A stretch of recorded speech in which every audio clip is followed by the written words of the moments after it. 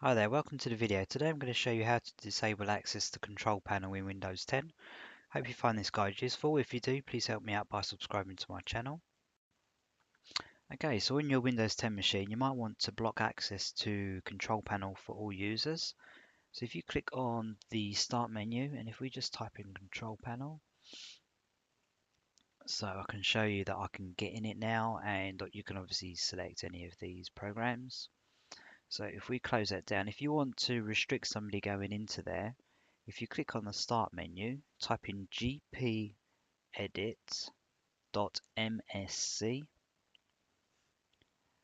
and then this application will pop up here. So just left click on this application,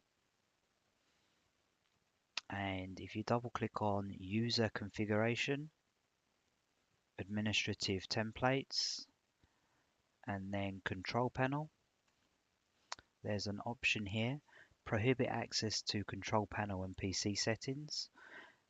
If you just double click on that, so there's some text here that will tell you what setting this setting will do.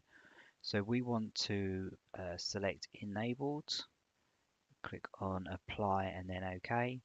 That setting should take us effect straight away. We shouldn't need to reboot. So again, if we click on the start menu and go into control panel, there we go, it's blocked access to us because it's saying restrictions in effect on this computer. So if you want to revert that, so if you want to go back in again, just come back to this setting, and if you put it to not configured, apply and OK again, you'll be able to get it back into the control panel.